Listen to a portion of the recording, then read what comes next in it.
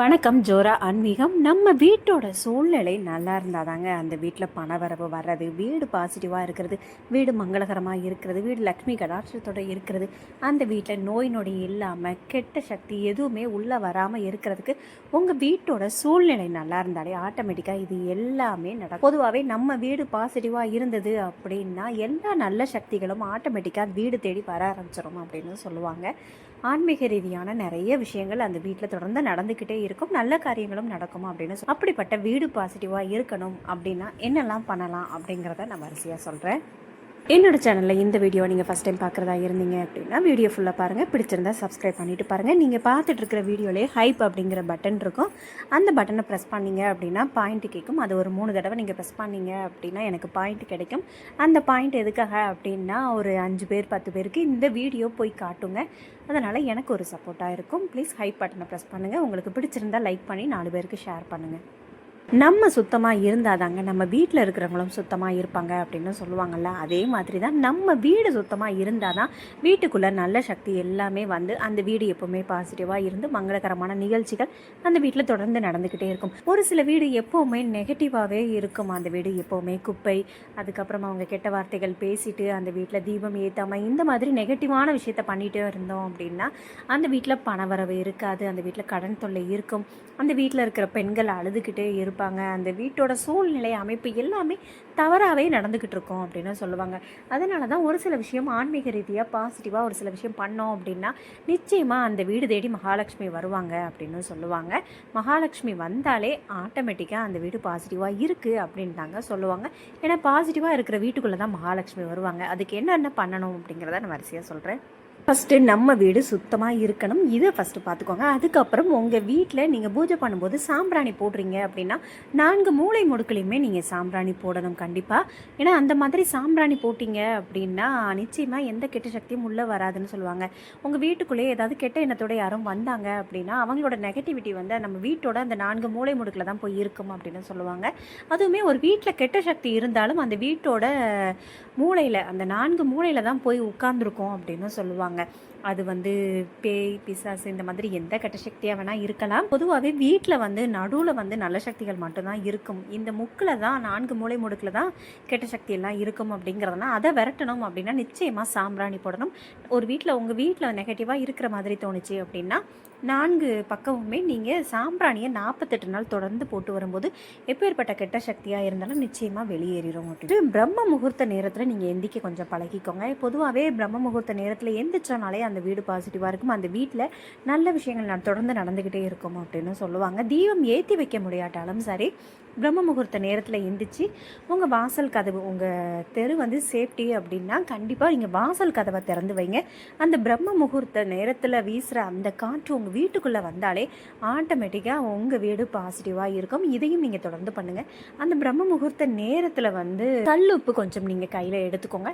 அதாவது ப்ரஷ் பண்ணிவிட்டு நீங்கள் சுத்தமாக இருக்கீங்க அப்படிங்கிற பட்சத்தில் இதை தாராளமாக பண்ணலாம். ப்ரஷ் பண்ணிவிட்டு கை கால் முகத்தெல்லாம் நல்லா கழுவிட்டு கல்லுப்பை ஒரு கைப்பிடி நீங்கள் இந்த மாதிரி எடுத்துட்டு, எங்கள் வீடு பாசிட்டிவாக இருக்குது, எனக்கு பணம் வந்துக்கிட்டே இருக்குது, நாங்கள் நல்லா இருக்கோம், என் பையன் நல்லா படிக்கிறான், என் குழந்தைக்கு மேலும் மேலும் நல்ல முன்னேற்றம் நடந்துக்கிட்டே இருக்குது, எங்கள் வீட்டில் எப்போவுமே தொடர்ந்து நல்ல விஷயங்கள் நடந்துக்கிட்டே இருக்குது அப்படின்னு சொல்லிட்டு அந்த கல்லுப்புக்கிட்ட பேசுங்க. பேசிட்டு ஒரு பேப்பரில் நீங்கள் அந்த மாதிரி போட்டுருங்க. போட்டுட்டு அதுக்கப்புறம் நீங்கள் இதை முடிஞ்சதுக்கப்புறம் அந்த பிரம்ம முகூர்த்த நேரம் அந்த டைமிங் முடிஞ்சதுக்கப்புறம் கொஞ்சம் விடிஞ்ச உடனே கால்படாத இடத்துல அந்த கல்லுப்பை கொண்டுட்டு போய் போட்டுருங்க. இதை தொடர்ந்து நீங்கள் 48 நாள் பண்ணாலும் உங்கள் வேண்டுதல் நிறைவேறும், வீடு பாசிட்டிவாகி பணவரவு அதிகரிக்கும் அப்படின்னு சொல்லுவாங்க. அப்பேற்பட்ட சக்தி கல்லுப்புக்கு உண்டு. அந்த பிரம்ம முகூர்த்த நேரத்தில் இந்த மாதிரி யூஸ் பண்ணும்போது நிச்சயமாக பலன் கொடுக்கும். உங்கள் வீட்டில் தென்கிழக்கில் விளக்கு ஏற்றணும். இப்படி ஏற்றுறதன் மூலமாக அன்னபூர்ணி சந்தோஷப்பட்டு உங்கள் வீடு பாசிட்டிவாக இருக்கும் அப்படின்னு சொல்லுவாங்க. இதையும் நீங்கள் ட்ரை பண்ணி பாருங்கள். அதுக்கப்புறம் உங்கள் வீட்டோட வடகிழக்கு பகுதி, இதுதான் ஆன்மீக ரீதியாகவும் அது இறை சக்தி இருக்கிற இடம், அதுக்கப்புறம் பாசிட்டிவ் எனர்ஜி கொடுக்குற இடம், அதுக்கப்புறம் பணவரவு வரக்கூடிய இடமும் இந்த வடகிழக்கு பகுதியும். அதில் கனமான பொருள் வைக்கக்கூடாது, சேஃப்டி டேங்க் இருக்கக்கூடாது, அதுக்கப்புறம் சிங்க்கு இந்த மாதிரி வாஷ் பேஷன் இந்த மாதிரி வடகிழக்கு பகுதியில் இருக்கவே கூடாது. அவங்களுக்கு பணவரவு தடையாகும் அப்படின்னு சொல்லுவாங்க. அந்த இடத்த நீட்டாக சுத்தமாக நீங்கள் வச்சுக்கோங்க. அதுலேயும் நீங்கள் தொடர்ந்து தீபம் ஏற்றிட்டு வரும்போதும் நிச்சயமாக உங்கள் வீடு பாசிட்டிவாக இருக்கும். இதையும் நீங்கள் தொடர்ந்து செஞ்சுட்டு வாங்க. கண்ணாடி கிளாஸ் எடுத்துக்கோங்க. அதில் 3/4 தண்ணி ஊற்றிட்டு அதில் ஒரு ஸ்பூன் 2 ஸ்பூன் கல் உப்பு போட்டு வச்சுக்கோங்க. இதை வந்து நீங்கள் தொடர்ந்து அந்த வடகிழக்கு பகுதியில் நீங்கள் வச்சுட்டு வரும்போது நிச்சயமாக வீடு பாசிட்டிவாக இருக்கும். 2 நாள் 3 நாளுக்கு ஒரு தடவை நீங்கள் அந்த மாதிரி சேஞ்ச் பண்ணிக்கோங்க. அதுக்கப்புறம் உங்கள் வீட்டு வாசலில் வந்து ஆகாச கருடர் கிழங்கு சொல்லுவோம்ல, அதை நீங்கள் தொங்க விடுங்க. அது வந்து கண் திஷ்டியையும் போக்கும், வீடு பாசிட்டிவாக இருக்க உதவும், எந்த கெட்ட சக்தியுமே உள்ளே வராது, அதை அப்சர்வ் பண்ணிடும் அப்படின்னு சொல்லுவாங்க.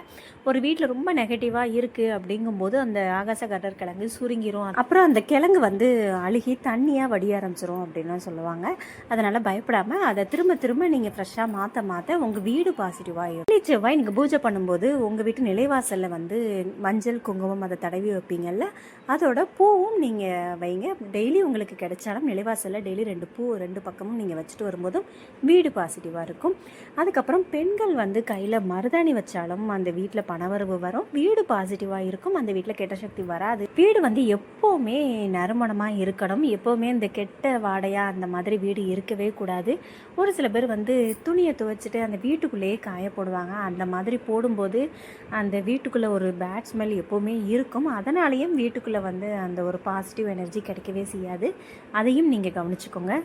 காலையிலையும் சாயங்காலமும் கந்த சஷ்டி கவசம் தொடர்ந்து நீங்கள் 48 நாள் கேட்டுட்டு வந்தாலும் அந்த வீடு பாசிட்டிவாக மாறிடும். தொடர்ந்து கேட்டு வரும்போது அந்த வீட்டுக்குள்ளே எந்த கெட்ட சக்தியும் வராது. அதுலேயும் ஒரு சில பேருக்கு வந்து நைட்டு தூக்கமே வராது, அதாவது ரொம்ப நெகட்டிவாகவே அவங்களுக்கு ஒரு மாதிரி தோணும், அதாவது கெட்ட சக்தி இருக்கிற மாதிரியும் தோணும். அதுக்கப்புறம் ஒரு உருவம் நிற்கிற மாதிரி, இந்த மாதிரி ரொம்ப நெகட்டிவாக ஒருத்தங்க இருக்காங்க, அவங்க தூக்கம் இல்லாமல் ரொம்ப கஷ்டப்பட்டு பயந்துட்டு இருக்காங்க அப்படின்னு சொல்கிறவங்க வெள்ளிக்கிழமை துர்க்கை அம்மன் கோயிலில் இருக்கிற மஞ்சள் குங்குமம் அல்லது விபூதி எது கிடைச்சதோ நீங்கள் வாங்கிட்டு வந்து நீங்கள் அதை நைட்டு பூசிட்டு காயத்ரி மந்திரம், துர்க்கை அம்மனோட காயத்ரி மந்திரம் தொடர்ந்து நீங்கள் படிச்சுட்டு நீங்கள் நைட்டு தூங்கும்போது நிச்சயமாக அவங்களுக்கு வந்து அந்த கெட்ட சக்தியோ அதுக்கப்புறம் கெட்ட கனவுகளோ, தூக்கம் இல்லாமல் கஷ்டப்படுறவங்க அப்படி நல்லா தூங்கிடுவாங்க. இதையும் நீங்கள் ட்ரை பண்ணி பாருங்கள். அதுக்கப்புறம் வந்து கோவிலில் வந்து எலுமிச்சை பழம், அதாவது காளி, சுடலை இந்த மாதிரி தெய்வங்கள் இருக்காங்கல்ல, அவங்க கிட்டேருந்து கோயிலேருந்து எலுமிச்சை பழம் வாங்கிட்டு வந்து நைட்டு தூங்கும்போது தலையணைக்கு அடியில் வச்சு படுத்துட்டு வரும்போதும் அவங்களுக்கு இந்த கெட்ட கனவு கெட்ட சக்தி எதுவுமே வராது. வீடு பாசிட்டிவாக இருக்கிறதுக்கும் கோவிலில் போய் நீங்கள் எலுமிச்சை பழம் கொடுத்துட்டு நீங்கள் அதை வாங்கிட்டு வந்து வீட்டுக்குள்ளே வைக்கும்போதும் தொடர்ந்து உங்கள் வீடு வந்து பாசிட்டிவாக ஆகிக்கிட்டே இருக்கும். இது கெட்ட சக்தி இருக்கிறதுனால மட்டும் இல்லை, இதை நீங்கள் தொடர்ந்து பண்ணிட்டு வரதன் மூலமாகவும் உங்கள் வீட்டுக்குள்ளே நெகட்டிவ் அப்படிங்கிறது வரவே செய்யாது. அதுலேயுமே அந்த லெமன் காஞ்சி போயிடுச்சு அப்படின்னா உங்கள் வீட்டில் நல்ல சக்தி இருக்குது அப்படின்னு சொல்லுவாங்க.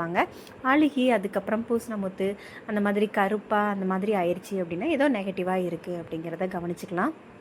உங்கள் வீட்டு பூஜை அறையிலையும் உங்கள் வீட்டில் ஹால்லையுமே பச்சை கற்பூரம் கொஞ்சம் அதிகமாக பயன்படுத்தும் போது நிச்சயமாக அந்த வீடு ஃபுல்லாகவே பாசிட்டிவாக மாறிடும், பண வரவு வந்துக்கிட்டே இருக்கும். பச்சை கற்பூரம் உங்கள் வீட்டில் கிச்சனில் நீங்கள் ஒரு பவுலில் போட்டு வச்சாலும் சரி, ஹாலில் பூஜை ரூமில் எங்கே நீங்கள் அந்த மாதிரி வச்சாலும் சரி, நிச்சயமாக அந்த நறுமணத்துக்கு வீடு கண்டிப்பாக பாசிட்டிவாக இருக்கும், எந்த கெட்ட சக்தியும் வீட்டுக்குள்ளே வராது, பண வரவு அதிகரிச்சுட்டே இருக்கும். அப்படி தொடர்ந்து காலையிலையும் சாயங்காலமும் இருவேளையும் விளக்கேற்றணுங்க. விளக்கேற்றாமல் ஒரு வீடு இருந்துச்சு அப்படின்னா அது கெட்ட சக்தி வீட்டுக்குள்ளே ஆட்டோமேட்டிக்காக வந்துடும் அப்படின்னு சொல்லுவாங்க. ஒரு சில பேர்லாம் வெள்ளிக்கிழமை மட்டும்தான் நான் விளக்கேற்றுவேன் அல்லது மாதத்துக்கு ஒரு தடவை தான் அப்படின்னு சொல்லிட்டு இன்னும் நிறைய பேர் அப்படி அந்த மாதிரி இருக்காங்க. தயவு செய்து அப்படி பண்ணாதீங்க. எந்த வீட்டில் வந்து தொடர்ந்து ஒரு 3 நாளுக்கு மேலே விளக்கேற்றாமல் ஒரு வீடு இருக்கோ கண்டிப்பாக அது வீடுன்னு கூட சொல்ல மாட்டாங்க, அந்த வீடு நெகட்டிவ் எனர்ஜி வந்து குடியிருந்துடும். அதனால் டெய்லி நீங்கள் காலையில் சாயங்காலம் விளக்கேற்ற முடியாட்டாலும் சரி, ஒரு வேளையாவது கண்டிப்பாக நீங்கள் வீட்டில் விளக்கேற்றுங்க. கண்டிப்பாக நல்ல சக்தி மட்டும்தான் வீட்டுக்குள்ளே வரும். வாசலில் கோலம் போடுறதே வீட்டுக்குள்ளே மகாலட்சுமியை அழைக்கணும் அப்படிங்கிறதுக்காக தான் நீங்கள் காலையிலையும் சாயங்காலமும் கண்டிப்பாக கோலம் போட்டுட்டு அதுக்கப்புறம் தீபம் ஏற்றுங்க. வாசலில் கோலம் போடாமல் நீங்கள் தீபம் ஏற்றவே கூடாது, வீட்டுக்குள்ளே நெகட்டிவ் எனர்ஜி வர வாய்ப்பு இருக்குது. அதனால் மகாலட்சுமியை வரவேற்கிற மாதிரி வாசலில் கோலம் போட்டுட்டு தான் வீட்டுக்குள்ளே தீபம் ஏற்றணும். உங்கள் வீட்டில் வந்து விளக்கேற்றும் போது அந்த கோவில் மணி சத்தம் கேட்குறாப்புல மொபைலெல்லாம் நீங்கள் அந்த மாதிரி இருக்கும்ல, அதை நீங்கள் போட்டுட்டு வரும்போதும் நிச்சயமாக உங்கள் வீடு பாசிட்டிவாக இருக்கும். அப்புறம் ஓம் நமச்சிவாய அப்படின்னு சொல்லிட்டு 108 மந்திரம் சொல்லிட்டு மொபைலில் நீங்கள் அதையும் போட்டு விடுங்க, அதுவும் பாசிட்டிவ் எனர்ஜியை கொடுக்கும். வீட்டில் செடிகள் வளர்க்கலாங்க. வீட்டில் வந்து வாசலில் வைக்கிற செடிகள் மூலமாக நிச்சயமாக நல்ல சக்தி வீட்டுக்குள்ளே வரும்னு சொல்லுவாங்க. ஒற்றை செம்பருத்தி அந்த மாதிரி உங்களுக்கு இடம் இருந்தது அப்படின்னா சிகப்பு கலர் ஒற்றை செம்பருத்தி வைங்க, மணி பிளான்ட் வைங்க, அது வந்து நல்ல சக்தியை வீட்டுக்குள்ளே கொண்டுட்டு வரும் அப்படின்னு சொல்லுவாங்க. மல்லிகை செடி, துளசி, இது எல்லாமே வாசலில் நீங்கள் முன்னாடி வைக்கும்போது நிச்சயமாக உங்கள் வீட்டுக்குள்ளே நல்ல சக்தி மட்டும்தான் வரும். இதையும் நீங்கள் ட்ரை பண்ணி பாருங்கள். வீட்டுக்குள்ளே சண்டை போடாமையே இருந்துக்கோங்க. எப்போவுமே சண்டை போட்டுட்டு இருந்தாலும் வீட்டுக்குள்ளே நெகட்டிவ் எனர்ஜி உள்ளே வரும் அப்படின்னு சொல்லுவாங்க. தரித்திர தேவி உள்ளே வந்துருவாங்கன்னு கூட சொல்லுவாங்க. பூஜை பண்ணுற இடம் எப்போவுமே சுத்தமாக இருக்கணுங்க. அதில் தூசி ஒற்றை அந்த மாதிரி எதுவுமே இருக்கக்கூடாது. அதோட விளக்கேற்றுறதும் நெகட்டிவ் எனர்ஜி இருக்கும். அதனால் அதை நீங்கள் கவனிச்சுக்கோ. எப்போவுமே நறுமணமாக நல்ல வாசனையோடு இருக்கும்போது மகாலட்சுமி வீடு தேடி வருவாங்க. மகாலட்சுமி பூஜை தொடர்ந்து நீங்கள் வெள்ளிக்கிழமை தோறும் பண்ணிட்டு வரும்போதும் நிச்சயமாக உங்கள் வீடு பாசிட்டிவாக இருக்கும். பௌர்ணமி தோறும் மகாலட்சுமி கோயில் அல்லது அம்மன் கோயிலுக்கு நீங்கள் தொடர்ந்து போயிட்டு வந்தாலும் உங்கள் வீடு பாசிட்டிவாக இருக்கும்.